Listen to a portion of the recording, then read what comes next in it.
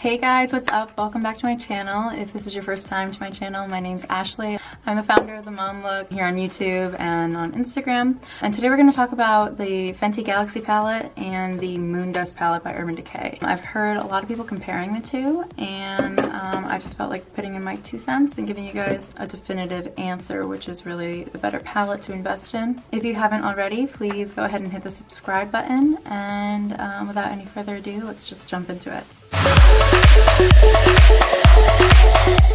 Alright, so first we're going to talk about the Moondust palette. It retails for $49 on Sephora. It's been around for a while. You get 8 eyeshadows. They're all pretty much like primary colors. So let's look at some swatches.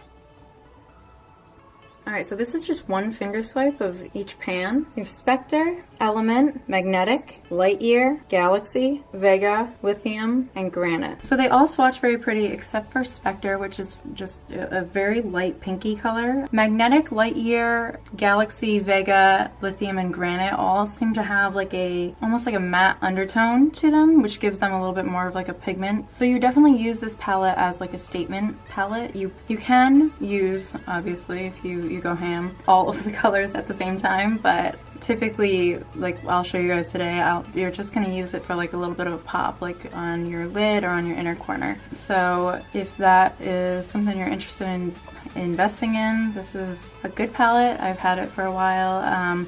Honestly, I don't use it too frequently, but yeah. So now let's do Fenty.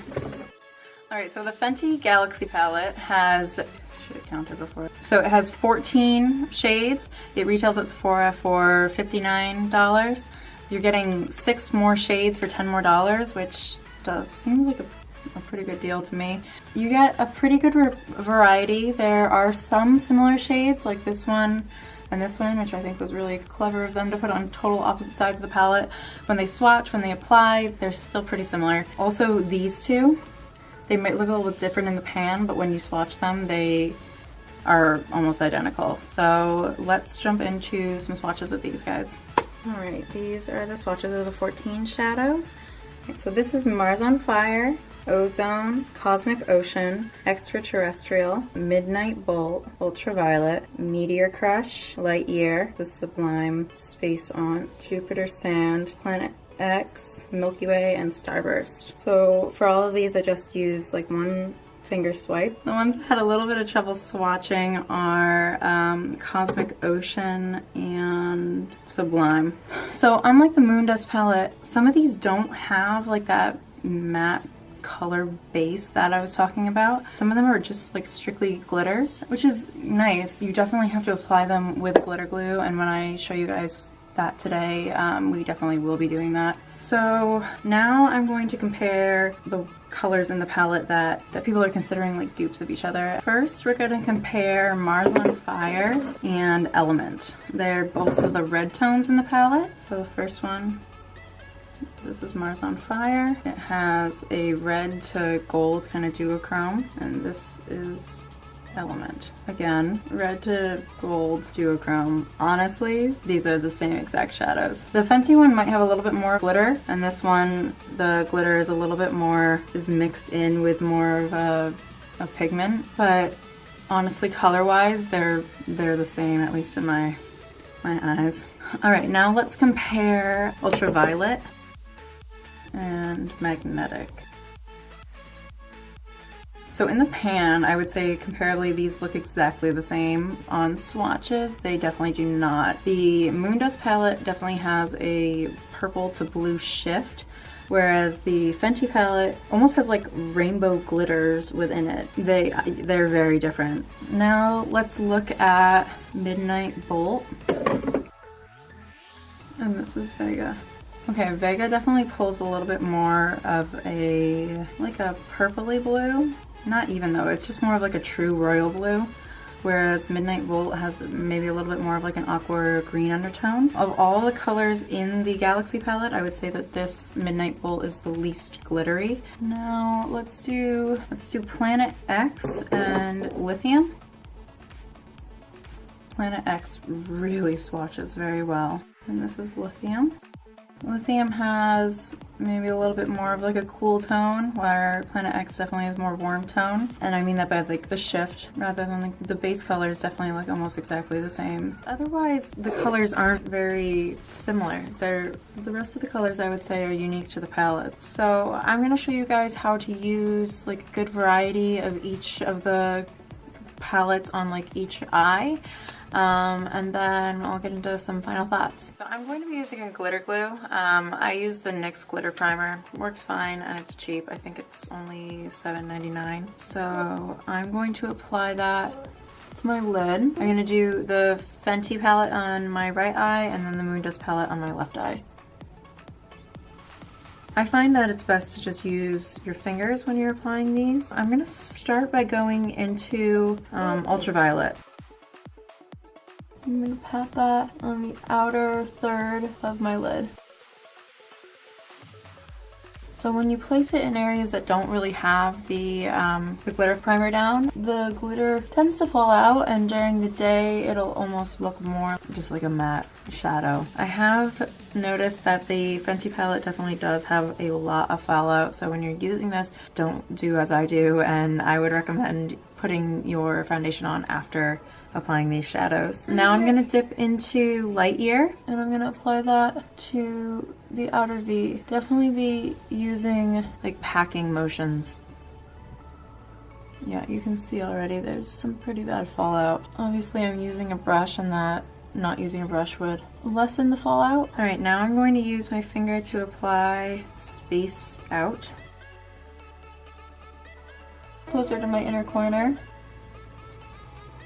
This color is actually probably more like magnetic than the other purple shade that I applied. And then we're going to go into Cosmic Ocean and pat that on the upper part of my inner corner and kind of drag it up along the crease. Now I'm going to apply a little bit of glitter primer to my inner corner underneath my eye.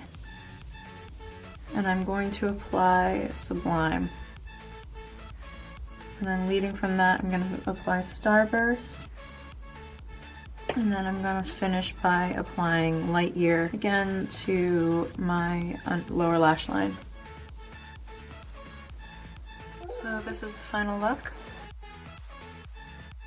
Alright, now using the Moondust palette, again I'm going to apply a glitter primer. I'm going to apply Vega with my finger. And then I'm going to apply Magnetic. Then I'm going to dip into a brush and apply Galaxy in my crease. And then with my finger I'm going to apply Spectre. Now I'm going to apply Element to my lower tear duct area.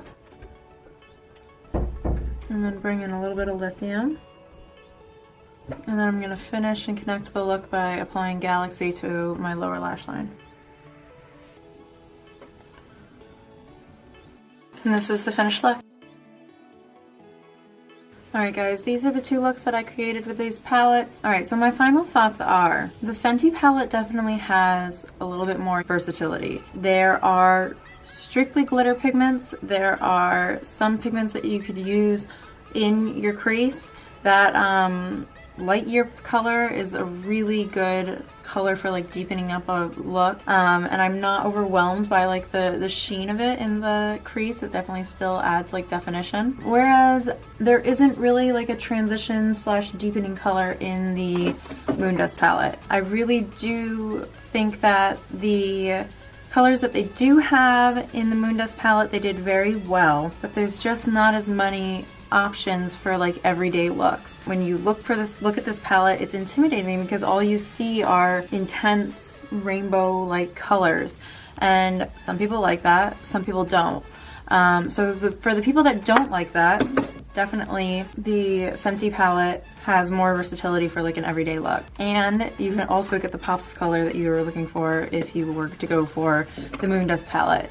Now if we're talking strictly prices, the Fenty eyeshadows, if you break it down per shadow, are $4.23 a shadow. The Moondust palette, each shadow is $6.25. So based on everything that we've talked about, the swatches, the comparisons, yeah, the two palettes are very similar. And if you already have the Moondust palette and you like it, maybe the Fenty palette isn't worth investing in. But if you have neither and you're looking for a great glitter palette, you're looking for something to spice up your looks a little bit, I would definitely recommend the Fenty palette over the Moondust palette. You're getting more for your money, you're getting more versatility for your money, and the shadows perform just the same, if not better, when applied with a glitter primer. So yeah, that's definitely my final thoughts. I would pick the Fenty Beauty Galaxy palette over the Moondust palette were I to be in a situation where I don't have either. But if you already have the Moondust palette, you don't necessarily need to spend another $60 investing in something that has at least 4 of the same shades. So yeah, thank you guys for watching my video. If you haven't subscribed already, please do. Don't be afraid to give this video a thumbs up, and can't wait to see you guys in the next one. See ya.